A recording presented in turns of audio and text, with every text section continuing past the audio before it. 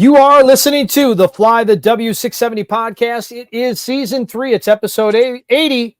In Jed, we trust, Crawly? Don't forget to listen, download, review, and most importantly, subscribe to the podcast. Follow on the socials, Twitter, Instagram, Fly the W on Facebook. You can email us, flythew670@gmail.com. All right, Crawly, last time we got together, we wrapped up the season. We started listening to a little bit of Jed Hoyer. We're going to finish doing that in a few minutes, but there are some arbitration numbers we want to share with the group. Yep. So on Tuesday, MLB Trade Rumors posted their annual estimates for arbitration salaries. And Dustin, these guys got like a crystal ball because they nail these every single year. And so the Cubs right now have the second most arbitration eligible players with 14. So for our listeners that may not remember from last season, players who have 3 or more years of major league service, but less than 6 years of major league service become eligible for salary arbitration. So at this point, players and clubs negotiate over salaries. You know, they look at comparable players who've signed contracts, recent seasons, etc. But if the club and the player have not agreed on a salary by a deadline, usually in January, the club and the player exchange salary figures and all that stuff. But here's the thing here too, is that the Cubs do not have to tender these guys contracts. That's a non-tender. And so that's in November. That's when the non-tender deadline is going to be. So if the Cubs want, they can non-tender a player on a 40-man roster and decline to give them a contract. So if you remember, that's the process that happened with Kyle Schwarber in 2020, right? Unfortunately, yes, I do remember this. Yeah. The predicted arbitration number in was $8 to $9 million, and they just said, nope, we're not going to offer you a contract. And at that point, he became a free agent. Okay. And so now we got to kind of take a look at where we're at with the Cubs as far as this works. And keep in mind, there's a couple little kind of tweaks in here. One of them is injuries, right? Like if a player's injured, you're not going to tender him a contract, but you're going to try to work something out because like, let's take Adbert Alzolay, for example. He's not going to be ready to play for the most part of next season. So it's not like anyone's going to be offering him contracts or stuff like that. So the question is if the Cubs want to kind of go ahead and do that. So that right now is kind of what we're looking at as far as some of these. The other is looking at as far as some of the players. You can't just like get rid of everybody. So we got to kind of be realistic about this. When we take a look at the first person, it goes right into that number as far as what we were talking about injured guys. Yency Almonte. So he is at 5 years of service time. So next year he'll be a free agent, but he's going to be scheduled to make $2.2 million next year. With Yency Almonte, he came as part of the deal with Michael Busch. And so he is going to be owed $2.2 million, which in the long run is not a whole lot of money, but the chances are he's not going to be ready to start the season, Dustin. So with Yency Almonte, when I kind of take a look at that, I'm kind of looking at a guy for the Cubs who didn't play a lot of games, but he looked good when he played. He was 1-0 with a 3.45 ERA in 17 games, 15 innings pitched, 20 strikeouts. He had a good whip at 1.09. But he's 30 years old. I'm not saying that's super ancient or anything like that.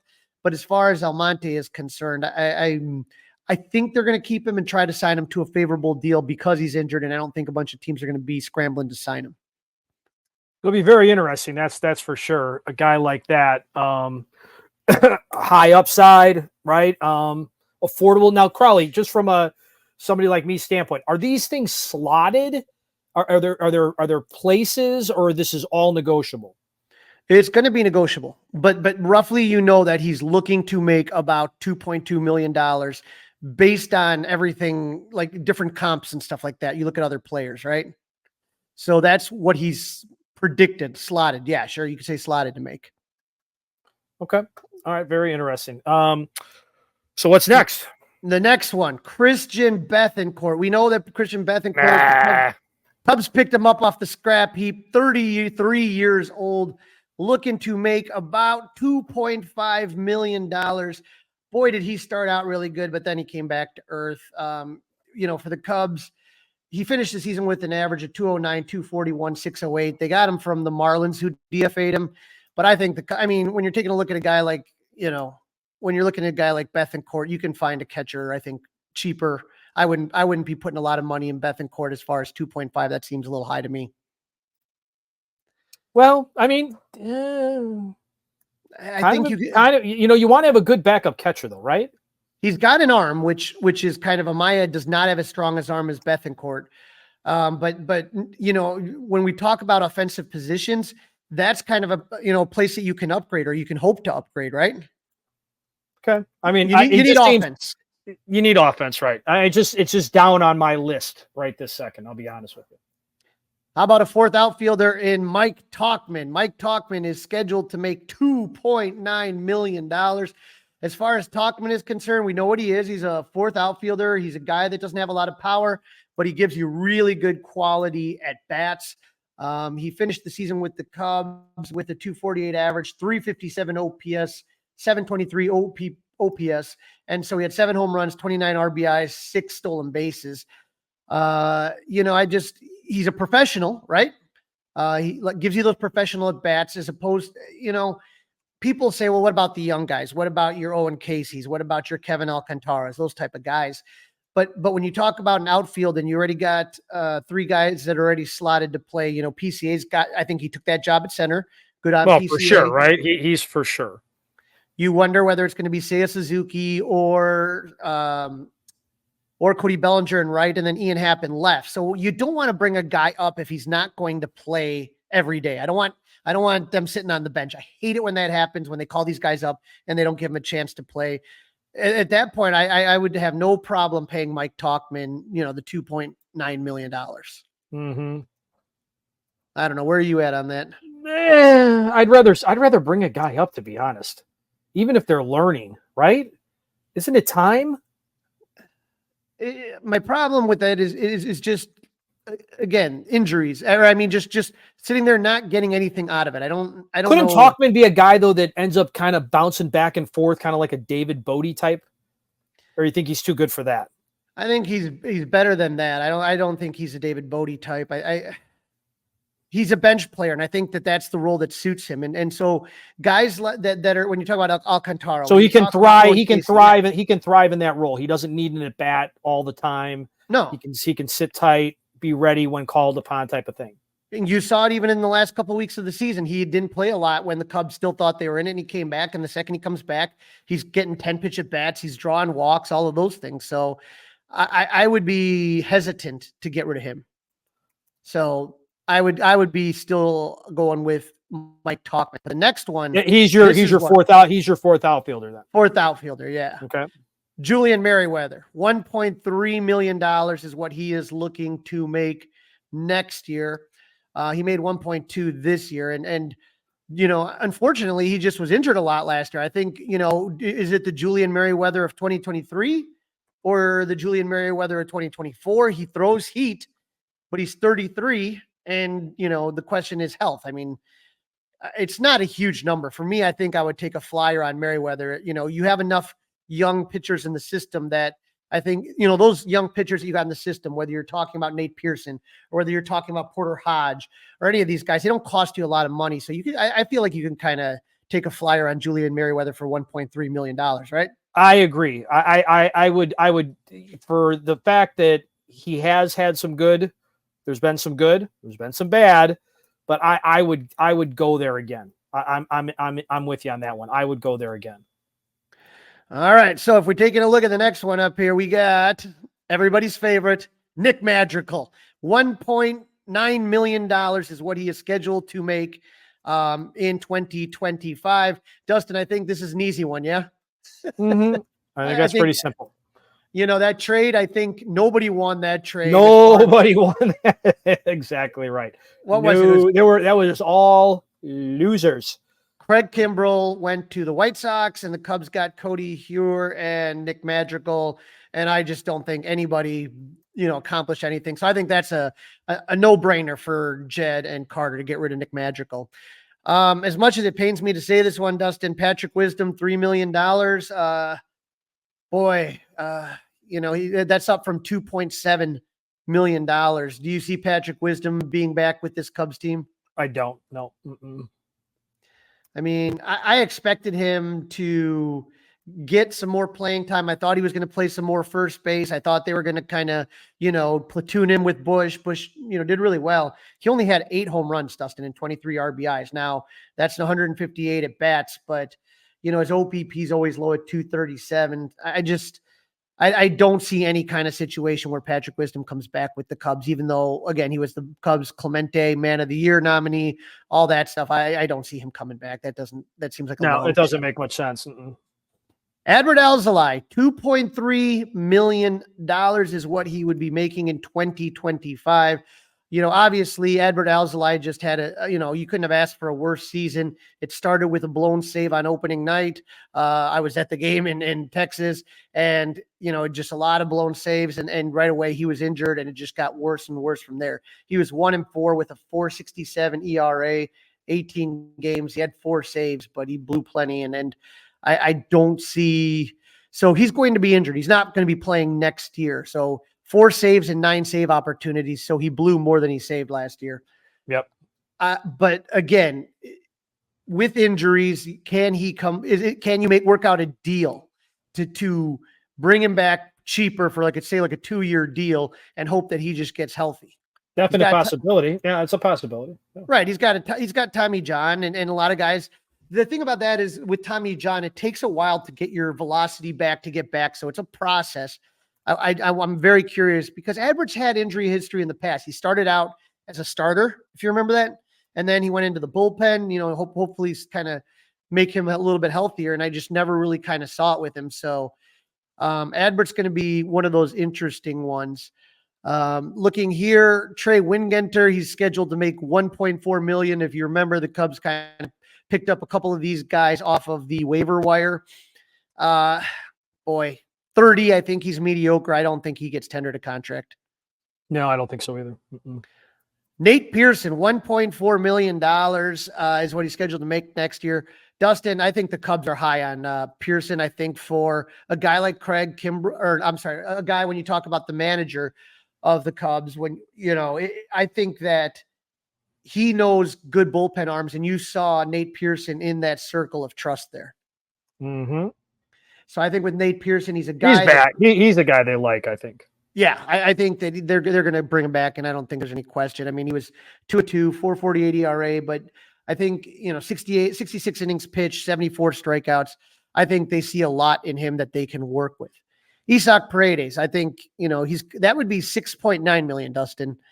And so I do think they're bringing him back. They need a third baseman. I think he had a down year. Everyone offensively at Wrigley had a down year. Jed's talked about that. We talked about that on the last. The weather. It was Mother Nature. Mother Nature, Crawly.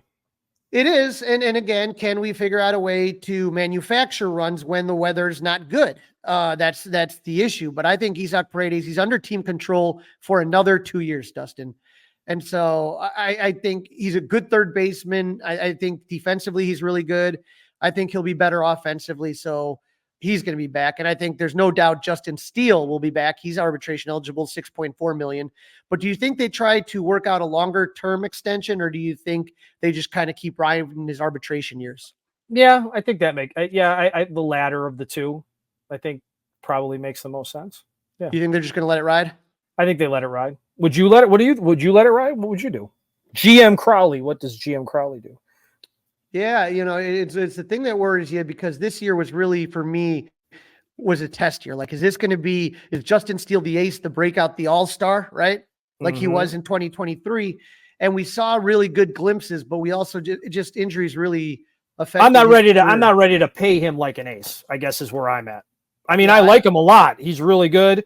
Great guy. I mean, couldn't ask for a better guy.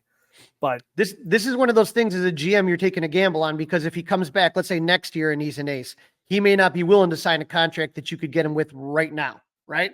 And that's kind of the risk. Now you're projecting, right? Now you're projecting. Now, what are the Cubs doing pitching wise, right? What are they doing pitching wise in the offseason? Are they going to add, right? Are they going to add a starter? And if that's the case, are they adding a starter like the front end of a rotation starter, where that knocks him back a peg? And now that Shota had a better year than I think anybody could have expected. Now you have to worry about, is baseball going to catch up to him? Is he still a 1 or a 2, right? Is that what's going to happen? There's a lot there. Right. And so that one will be interesting to kind of take a look at. I think the final 3, to me, I wouldn't be interested in keeping any of these guys right here. Jimmy Hersert's scheduled to make $900K. And again, a lot of people don't even remember some of these guys because they really they came in, they didn't play very much. They, again, scrap heap guys. They claimed them off the waivers from the Braves. He's gone, in my opinion. Colton Brewer, you remember he broke his hand on the when he had a bad outing. And then Keegan Thompson, $1 million. Didn't have a great year. Can he throw out of the pen? Can he throw out of the pen? Yeah, you can throw out of the pen, but okay, let give him a shot. Then give him a shot, right? Keegan Thompson, $1 million. Okay. I mean, while you're building your bullpen, let's see, maybe. So here's the only thing about him, Dustin. I'm gonna put this caveat here, is that he's out of options. Okay. And so he's not a guy that you can send back to the minors. So you can't say, okay, we're going to send you up, bring him up and start that little merry-go-round. So if if you send him down, then other teams are going to have a chance to poach him. Gotcha. So just keep that in mind. So these are the 14 guys right here. I think we're in agreement that, as far as Almonte, Talkman, Merriweather, Alzolay, Pearson, Paredes, Steele, those are the guys that we kind of see coming back. As far as the Knots, Bethancourt, Magical, Wisdom, Wingardner, Hergert, Brewer, and Keegan Thompson are the ones I think we're all in agreement on that, right? Yeah, this is kind of where it's fun, where you get to play a little GM, little fantasy baseball, if you will, right? When you're looking at these things and you're deciding, okay, well, where would I put my money? Where exactly would it go? It's really interesting. There are shocking times, like nobody saw that Kyle Schwarber thing coming, right? And you're like, whoa, what just happened there? And then so, yeah, we say Justin Steele, we say some of these guys are coming back, but and I think Paredes would be a good example, but I think he's coming back no matter what, right? I mean, that's not changing. He most likely, but again, well, I mean, I guess you could trade him, right? I mean, you don't have to tender him a contract, just like Kyle Schwarber. You could just say, you know what, we're not going to give you a contract, and then he essentially becomes a free agent. But if would you do that? No, I wouldn't. Like I said, not with him under team control. No way. Not he's relatively cheap. So I would say relatively cheap based on, baseball cheap, right? Yeah. Yeah. 2023 All-Star, 2024 didn't go his way. But I think he's somebody, and you know what, Dustin, I have read, there's an amazing article, I think it was in the Wall Street Journal, how pitch clock has worked great for cutting down the time, but offense is down throughout the league. It's not just the Cubs. It's not just Paredes. Wrigley, again, was the 29th least hitter-friendly park. So there is truth to that. So, interesting to see what's going to happen next season, but I think we're pretty confident in who's coming back and who's not. You are listening to the Fly the W670 podcast, episode AZ of season number 3. In Jed we trust. Don't forget, listen, download, review, subscribe to the Fly the W podcast. Feel free, leave us a 5-star review. You can email us, flythew670@gmail.com. Don't forget, you can watch us on 670 The Score's YouTube page. Last episode, Crawly, we were discussing the first half of El Presidente, Jed Hoyer's press conference. Today, we will take a listen to a couple of other cuts from that press conference. Yeah, this was I don't expect Jed to, give us all the answers right away to press conference. Sometimes you wonder why they even do these things, to be honest. But they asked him what his offseason plan was, and here's what Jed had to tell us. Well, we haven't truly gotten into our offseason planning mode yet. So, I think characterizing what we're going to do this winter, I think it's too early for that. I think in general, I think the goal is to build something that's sustainable. Craig actually talked about, building, 90-win teams. What he really means is, building teams that can project that year after year after year. That's a difficult thing to do. Only 3 teams in baseball were projected for 90 wins going into the season. So to get to a place where we can build our projections up and consistently make the postseason year after year, I think there's a level of discipline to do that. You don't want to take wild swings, and you don't want to do things that are going to expose you long term. I think the goal here is getting to a place where the playoffs are an expectation every single year, that we're in a position to sustain success. I think we did that before. I think we got to a place where we We made the playoff, I think 6 out of 7 years. I think in doing that, we probably did take some chances. I think that led to a little bit of a trough here, but I do think that, getting back to just making good decisions on a long-term basis, drafting and developing well, I think truly having a healthy organization can lead us to that sustained success where. So Dustin, when he talks about drafting and developing, clearly that's a really good way to go. And that's what you see the Milwaukee Brewers do. That's what the Cardinals used to do so well. But to me, first off, don't tell me you haven't been planning or plotting in September when you knew this team was going to be. Well, that's the part I don't like. You don't have to tell me what the plan is. You don't have to tell me, and I don't expect you to tell me what the plan is. But if you haven't, then you're not doing your job. Right. You're not doing your job. Don't pee on my leg and tell me it's raining. I mean, you clearly had a plan of some type. You know what direction you want to go. But did you hear him say wild swings? Would you consider Juan Soto or Shohei Ohtani a wild swing? Like, I feel like Theo was more the gambler and Jed's more the conservative kind of guy, and I think he gets squeamish when it comes to big contracts. I mean, wild swing would be like, taking a huge shot on somebody that just had one good year. Juan Soto hasn't had one good year. Juan Soto's put together a body of one good career. Right. Shohei Ohtani's put together a body of work. I don't see it. Did you feel like that was a huge risk for the Dodgers to take Shohei Ohtani for what they spent? I mean, no. He's been worth every dime, and maybe, and crazy as it sounds to say, even maybe more. I mean, right? It's just he's out. He's already out delivering, and he's not even pitching this year.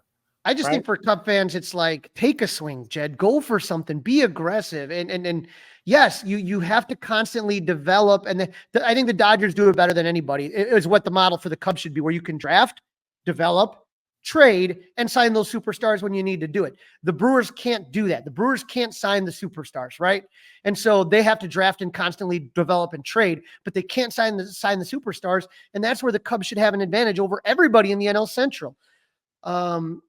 Dustin, there were some Black Mondays after the season ended. There were some coaching staff movements that were going on here, and it was Jesse Rogers who first kind of broke it.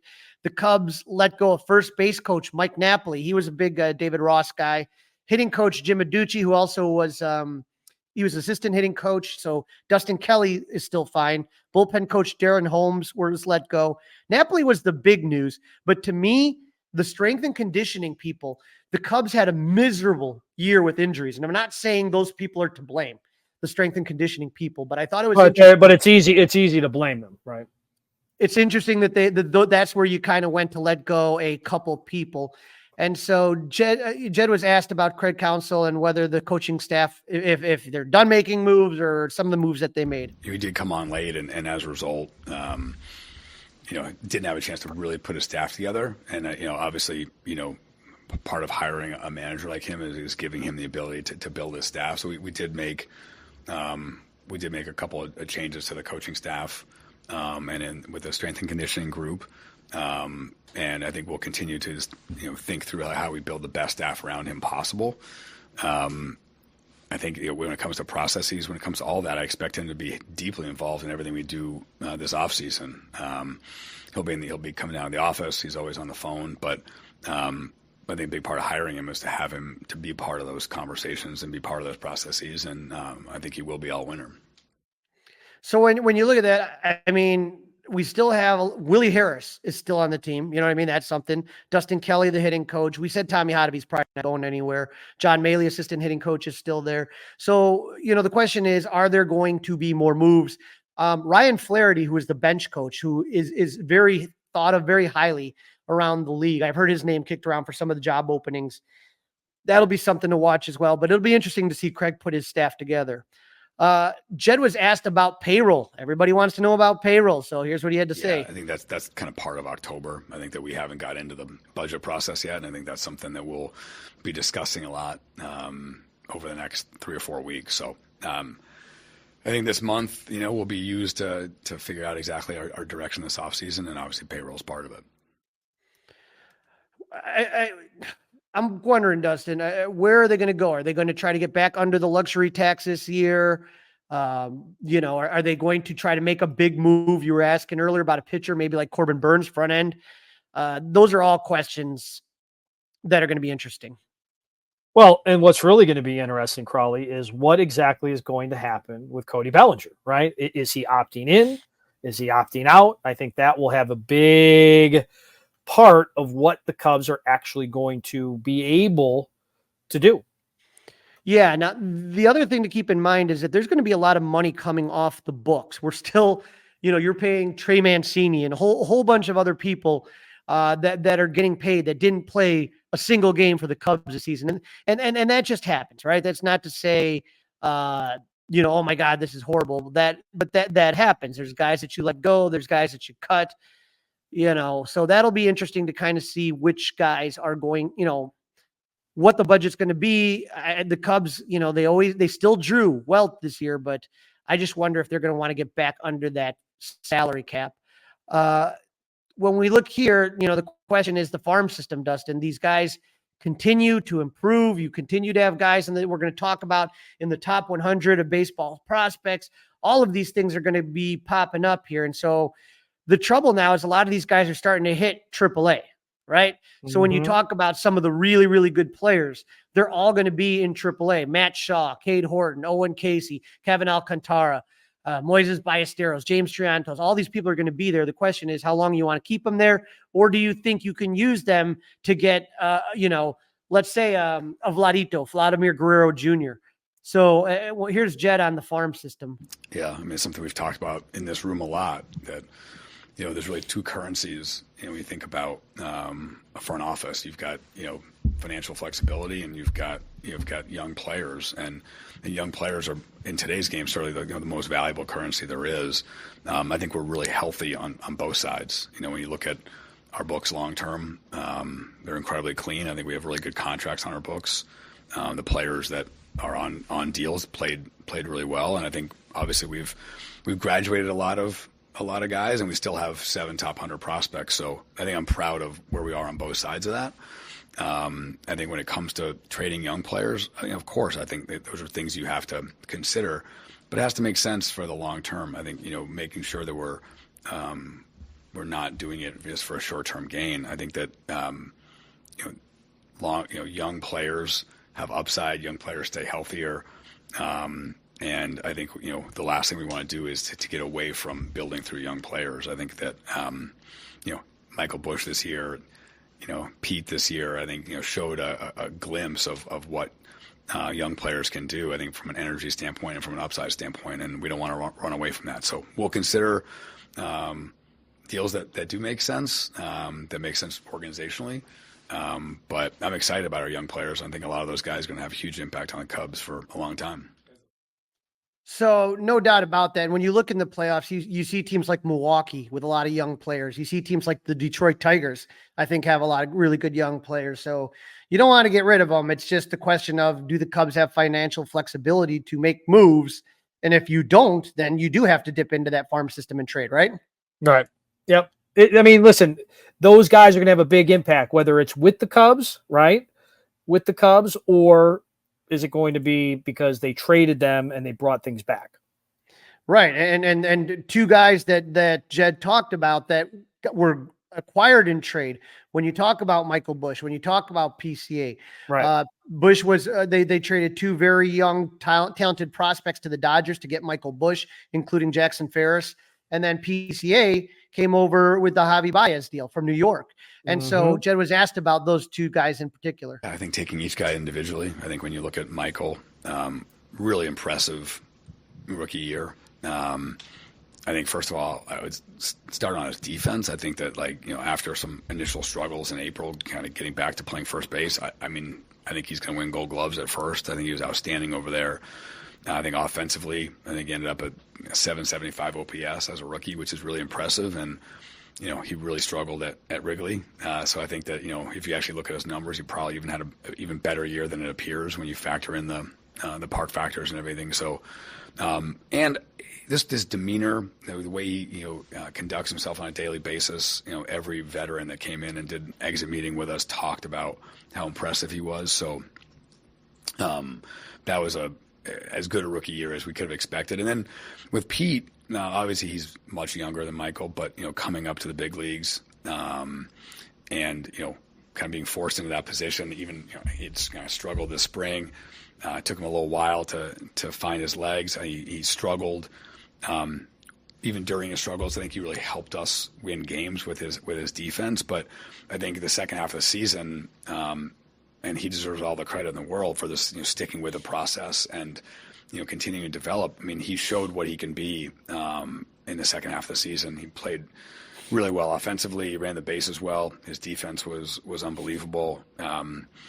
I think that of all the developments of 2024, I think that his emergence in the second half should be certainly high on the list of those things. I think that when you look at fielding runs saved for the year, he's really as good as any fielder in baseball this year, and I think there's actually room to grow for him going forward. So I thought Pete's development was, like I said, really high on the list of our top things this year, and I would agree 100% that PCA's second half is something that I'm just hoping no sophomore slump, right? Because Michael Busch, as he talked about, offensively did really good, better on the road than he did at home.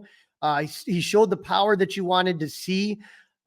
I thought his defense improved every single month. So at the end, I was looking at that guy, and I'm not saying he's Anthony Rizzo or anything like that, but he was picking balls out, making really nice plays. I thought he really looked good, and it probably took him some time because remember, the Dodgers were using him as a second baseman. Jed says, hey, he could potentially win Gold Gloves as a first baseman. Now, I'm sure you will talk about this plenty in the upcoming weeks, but the rumor is a question about Nico. If you could get power, let's say you are able to trade and get Vladimir Guerrero Jr. and play him at first, and then move Michael Busch to second. You would sacrifice some defense, but you would gain offense, right? Or especially power and slug on that. So to me, I just wonder, what's going to happen. But PCA, when he talked about the age, Michael Busch is 26, which is still pretty young. Dustin, PCA is 22. He could barely buy a beer. And he just looked dynamic offensively in the second half.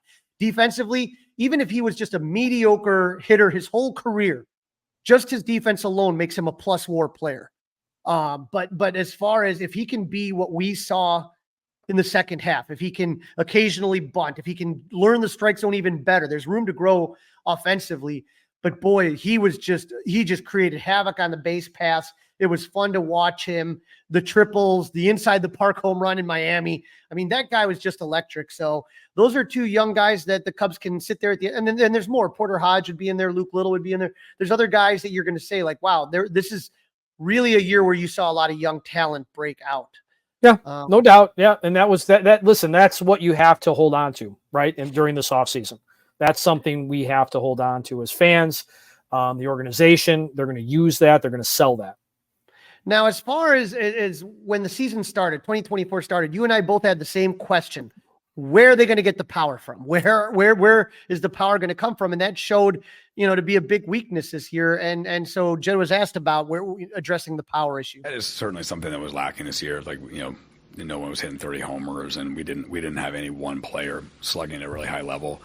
I do think Seiya, he ended up top 10 in the National League in OPS, top 20 in baseball. And I do think in general, Wrigley suppressed offense this year, and baseball's offense was suppressed. And I think sometimes we have to readjust the numbers in our head. He was like I said, he was a top 10 guy in OPS in our league. And I just don't think we think about it that way because the numbers aren't 975. It's more of a 860, 850 OPS. So we all have to adjust our sights a little bit, but certainly adding more slug would be beneficial, especially in today's game. Scoring quickly is what you want. It's hard to string hits together, given the pitching today, and so we'll always be looking for more slug. So, Dustin, last year, you take a look, it was Cody Bellinger who had 26 home runs in 2023. This year he had 18, so 10 less. But yeah, just no power. And so it's got to be addressed. You know what Craig Counsell talks about is the 3-run homer, right? Yeah. It's just what a difference that can make if you can have a guy that could just put one out. And so they got to do it. Where that power come from, that's going to be a question. Are you going to ask guys to do more, take a step forward, whether it is Michael Busch? Are you asking for Cody Bellinger to have a bounce back year this year to be able to hit some more home runs? But I just don't see where you're going to squeeze more power out there. Most of the guys out there, what they are, what you saw this year is what they are. They're not, I don't see Seiya Suzuki just all of a sudden cracking a whole bunch of more home runs. You get what I'm saying? Right. He's like a 24, 5, 6-ish guy. Right. The problem is there's nobody on this team that's even close to 30 a year. Right. Right. Nobody. Right. Not one person. Even Cody Bellinger's not that person. The other, issue that we saw before the season we talked about was the bullpen. We were concerned. You had a lot of young guys in there. And then you also had, you didn't have any lefties. Do you remember when the season started? Like, it was like, who's the lefty out of the bullpen? All of these were just like major issues. Drew Smiley, I mean, like, is he your left-handed, shutdown guy? No. And so the bullpen, they added Hector Neris. That didn't work out, unfortunately. That didn't work out. No. But here's Jed's assessment of the bullpen, and he was pretty honest about himself. Yeah, I mean, being self-critical, I feel like that's something that I didn't do a good job of last offseason. When I look at our bullpen, I'm really proud of the work our whole staff did during the season. I think, talking about, Carter and Jared and everyone, in pro scouting did a really good job, whether it was Tyson Miller, Jorge Lopez, Nate Pearson, player development, bringing up guys like Poor Hodge and Luke Little. I thought in season we did a really good job of that. But, when Adbert struggled early, when Neera struggled early, when Julian got hurt, we didn't have the depth at that point that we needed. And that's something that, I think we'll certainly look to improve going forward, because I feel like that hurt us early. We were able to improve it. I think our bullpen numbers second half of the season were really, really strong and among the top in baseball. But, at a critical moment when those guys struggled and were hurt early, we didn't have enough depth in that moment, and that hurt us. So that's something we have to address. So, Dustin, when you talk about 23 and 24, both seasons, you finished with the same record. You fell short of the playoffs. You can't take the first half off and then kind of get started and be like, okay, we're going to come back and catch up 10 games. There's just too much talent in baseball for that to happen. And so you have to come into the season with a lot of bullpen depth, and they didn't have it. The second guy started struggling and got injured. They had nothing. And that really, really hurt them. Yeah, that's an understatement. Right. And so that's an understatement, Crawly, that hurt them. That was the Achilles heel, I think, right? Right. And when you think about all the blown saves, and if you just cut the number in half, you're in the playoffs. You're in the playoffs, right? You're in the playoffs. You're not having the press conferences, Jed said. And so as we kind of look, the big, the elephant in the room is superstars, right? Do you need superstars? Do the Cubs need superstars? And thankfully, not only was Jed asked about that, I want to say it was Sahadev Sharma from The Athletic. Sahadev came back and followed up after he didn't feel that Jed really kind of gave a good answer. So it was a great job of really putting his feet to the fire. So here's the first part. Yeah, I mean, it's an interesting question. I think that you guys have asked me a few times this year about, do we need a star, like star players, and stars can help get through those slumps. And certainly, Cody was a top 10 MVP guy last year, and felt like he played like a 5+ win player for most of the year and carried us for big stretches. And that really did help us a ton during that stretch. It's a hard thing to figure out. I mean, I looked at it, like if you look at the 12 teams in the playoffs, like every team in the playoffs has a guy that had 5 or more wins this year. So there's no question that when you're looking to beat projections, when you're looking to have that excellent season, having players just outperform expectations is a big part of it. But on the flip side of that, of that group, I think like 5 of the 14 5-win players on playoff teams, only 5 of them were projected to be 5 or more win players. The rest of them just had career years. They had fantastic seasons and outperformed. I do think that's something we lacked this year. I think when you look at our season, we had a lot of guys on the team that had good years. They kind of got back to their numbers, like maybe on projection, a hair above, a hair below. No one really had that, carrying year that Cody had last year. And I do think we missed that. So, he's talking about, okay, well, it's you want to make projections and you want these kind of players, but, we need to do better internally. And, guys got their numbers, but eventually it was already after, you were falling into a hole. But the issue, Dustin, is what do you do when you are struggling? Do you have somebody that can break it out for you or carry a team? And there was no one this Ugh. season. When they were bad, it was like the whole team was bad. Yeah. And so that was the issue. And so Sahada followed up and said, no, we're talking external here. Their projections. Yeah, and then I think that those are conversations we'll have over the course of the next 3 or 4 weeks. I think obviously, like I said before, I think I was trying to make the point that I think people always focus on the external when I think our job a lot of times is to focus on internal. How do we make our own players better?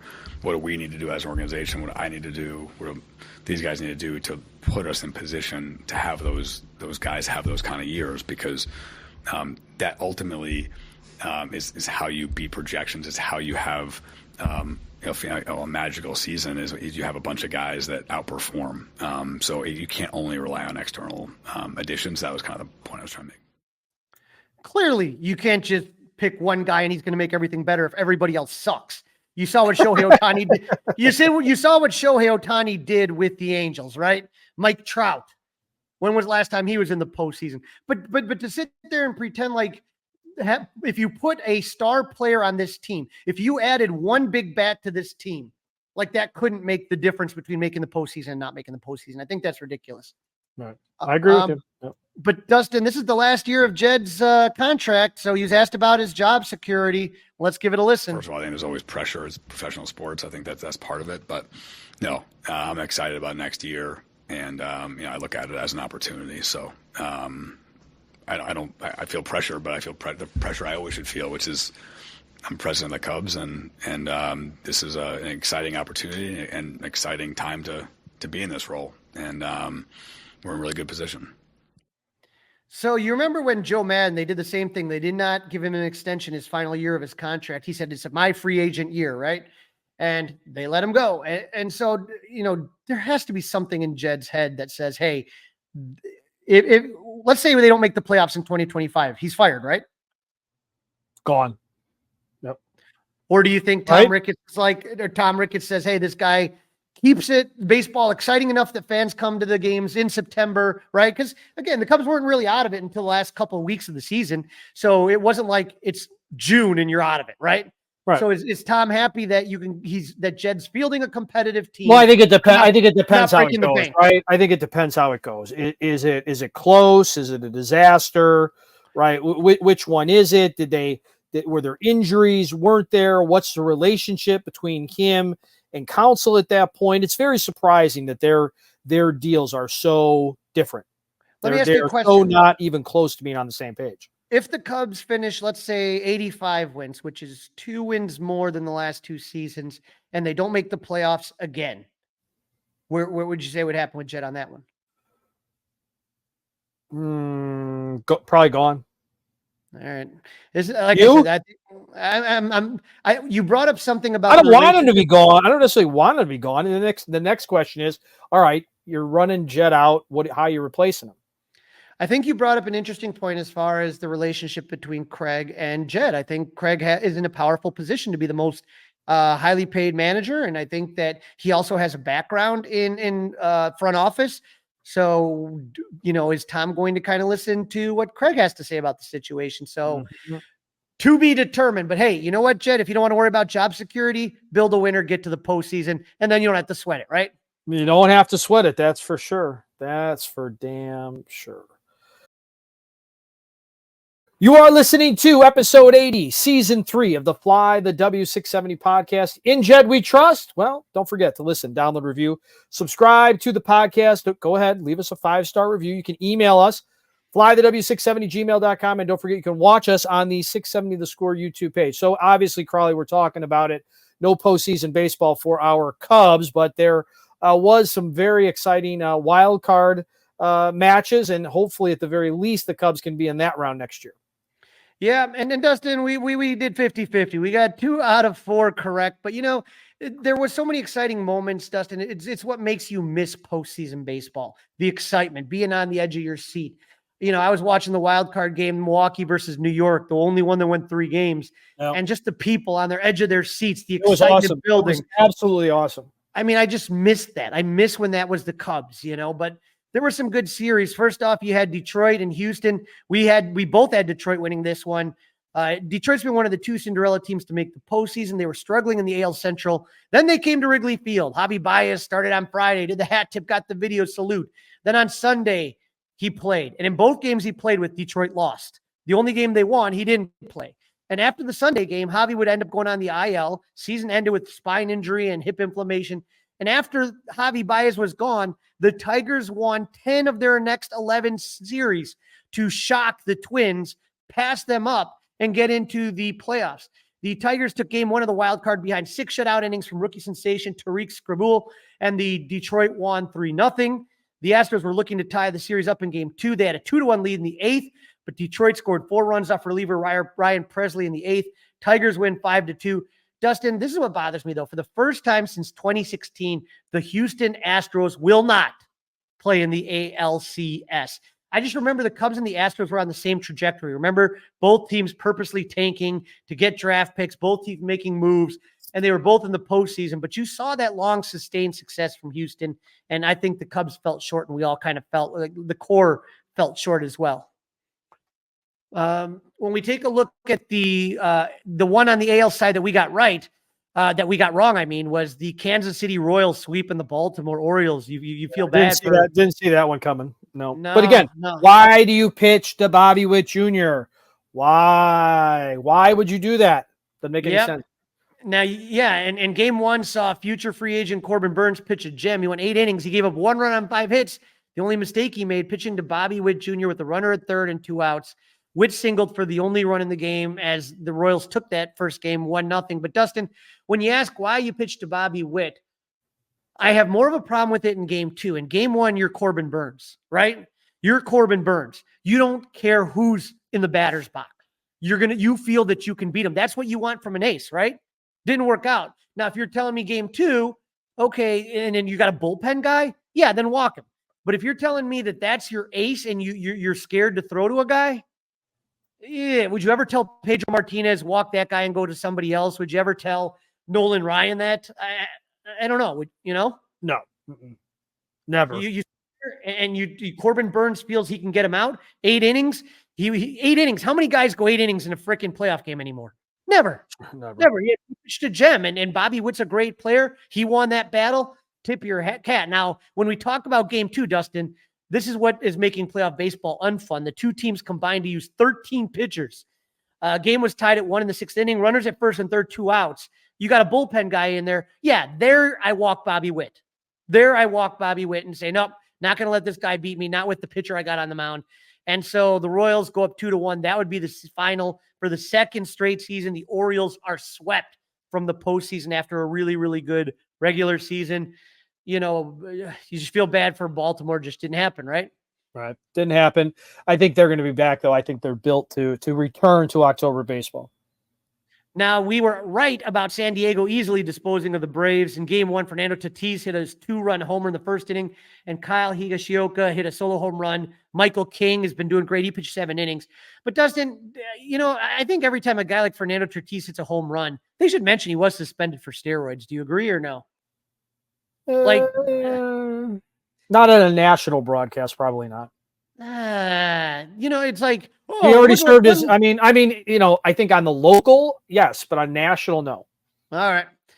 Game 2 was not good for starting pitchers for either team. Atlanta's Max Fried, also another upcoming free agent, gave up 5 runs in the second inning.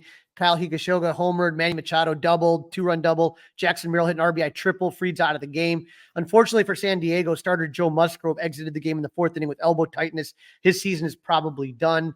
Braves tried to come back with Jorge Soler and Michael Harris both homering to pull the Braves within 1. Padres hold on to move on to the next round. The only series that did not end in a sweep, and the one that we got wrong, Dustin, on the NL side, Brewers, Mets, and Milwaukee. We both picked the Mets, but New York still has that grimace magic going. In game 1, Brewers took an early 2-0 lead in the first. Mets answered with 3 in the second. Brewers scored 2 more in the 4th to go up 4-3. Mets answered with a 5-run 5th with JD Martinez clearing the bases with an RBI double. Mets took game 1 8-4. Game 2 saw the Mets jump to an early 3-1 lead, but the Brewers scored 1 in the 5th to cut it to 3-2. In the 8th inning, Jackson Chourio hit his second solo home run of the game, and then pinch hitter Garrett Mitchell hit a 2-run blast. Brewers take game 2 5-3. Brewers did the right thing signing Jackson Chourio to that long-term deal. That kid's the real deal. Unbelievable. Unbelievable. And when he did that, and when the Brewers took that game, I'm saying to myself, actually delivering. I mean, in the biggest moment, right? And so then all of a sudden he sits there and you get to game 3, win or go home. And I'm thinking, okay, Brewers got some momentum now. They kind of maybe got, the Mets got lucky on that one. And the old former Cub, Jose Quintana, is going to be up there. I'm thinking there's no way the Brewers don't go on. Quintana tosses 6 scoreless innings. Unbelievable. Gem of a game. Gem of a game. He's out after 6. First out of the pen is Jose Butto, and Jake Bowers and Sal Frelick hit back-to-back jacks. Brewers take a 2-0 lead. So top of the 9th, Devin Williams, one of the game's elite closers, takes the mound with the Brewers 3 outs away from winning a playoff series for the first time since 2018. Williams walks Francisco Lindor. You never like that leadoff walk. He strikes out Mark Vientos, so they're 2 outs away. But Brandon Nimmo singles to put runners in the corner, and then future free agent Pete Alonso hits one to right field. Just like that, the Mets take a 3-2 lead. Dustin, do you think Steve Cohen is going to let Pete Alonso walk after that amazing moment? No shot. No shot. Cubs are not in on that. Jose Iglesias strikes out for the second out, but Jesse Winker was hit by a pitch, steals second, and scores an insurance run on a Starlin Marte single. He slams his bat so hard it shatters. Winker was with the Brewers last year. There was some bad barking and some blood between the Brewers and the Mets. A little interesting, man, but Milwaukee has not made it out of the first round in their last 5 playoff appearances in the last 6 seasons. Dustin, was there anyone happier at that moment than Craig Counsell? No. If they would have gotten past that first round, everyone would have been, it was Craig. We got the, new manager, but nope, not going to happen. So Dustin, we do have the NLDS set. When we look at the playoff bracket, the Mets are taking on the Phillies, the Padres taking on the Dodgers in the National League.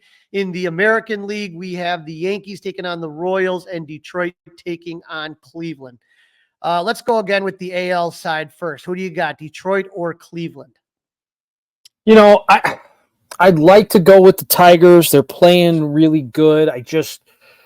The Guardians, I don't know how they keep doing it, Crawly. It's amazing to me as we're talking about this and being in Chicago, and I deal with the White Sox on a daily basis, right? 2 teams from that division might be playing for the ALCS. 3 of them are playing for the ALDS. It's crazy. I'm going to go with the Tigers just for the feel good. So just for the feel good, I'm going with the Tigers. My gut's telling me Tigers are hot. They're going to stay hot. What about Kansas City, New York? I think this one's a little Yankees. easier. Yankees. Yeah. They're just more stars at the end of the day, and I don't think they'll be dumb enough to let Bobby Witt Jr. be the one who beats them. Dodgers versus the Padres. I think we both. What a fun series! What a fun. Now I'm pulling for the Padres. As a Cub fan, I guess am I ever allowed to pull for the Padres? I'm just sick of the Dodgers. It's good for the game if Shohei Ohtani moves through. That's a good thing, no doubt about that. But I think this is a series that could go the full distance, right? This is one that could just. This is a heavyweight fight to me. I'm going to say I'm going to go Padres just because I'm kind of tired. Here's the thing: as a fan of baseball, nobody loses here other than their immediate fans. Either team moves forward, and I think people are going to be interested. And Dustin, we played that clip earlier in segment 2 of Jed Hoyer about stars. How many stars do you have on all these teams, on the Padres and the Dodgers, right? Mm-hmm. Like if you're running TV and you're running a promo, think about all the guys that you could have promos on, right? Oh, yeah, all the clips are coming from, yeah, absolutely. Right. Could you do that with the Cubs? No. You know what I mean? When you sit there, here's Shohei Ohtani. Oh, here's you'd have Shota. You'd have a picture. You'd have Shota. You'd have Shota. That's it. Yep. Right. It's just totally different. And so I think the Dodgers, if Joe Musgrove doesn't get injured, I'd be more hesitant. But with Musgrove out, I'm going to go with Dodgers on that one. Yeah. And then the last one, Dustin, this is the one everyone's wondering about. Can the Mets, I don't think there's a Cub fan who has not heard of the Miracle Mets of 1969. Can they do it again in 2024? Another miracle for the Mets? Hope not. I'm definitely pulling for the Phillies. I'm a Team Schwarber here, so I'm Team Schwarber. I'm going to go with the Mets. I feel like that they just have a mojo right now that like Detroit. I just, boy, it's really going to, they believe that they are in every game until the final out. I think they believe that they are a team of destiny, and sometimes that can help you roll through. We'll see what happens. We shall see. It's going to be fun, that's for sure. Definitely stuff to keep our interest. We'll be back very soon to discuss what we've seen. Crawly, that's a wrap. Don't forget to listen, download, review, subscribe to the Fly W podcast. Follow on the socials, Facebook, Instagram. You can email us, flythew670@gmail.com. You play GM. Let us know what you think. Who would you give that arbitration money to? And you can watch us by subscribing to the 670 The Score YouTube channel. Crawly, enjoy the games. They're going to come at us fast and furious, and a lot of good times ahead. Like you said, hopefully next year we're talking about the Cubs in the postseason. We'll just keep our fingers crossed and see what happens. Go Cubs! Hey guys, it's Crawly. Thanks for watching. If you enjoyed this video, please don't forget to give it a thumbs up and subscribe to our channel for more content like this. If you want to see more of our videos, be sure to check out our playlist and let us know what you think in the comments below. Also, don't forget to follow us on social media to stay up to date with our latest episodes. Links are in the description. Thanks again for watching, and we'll see you in the next video. Go Cubs!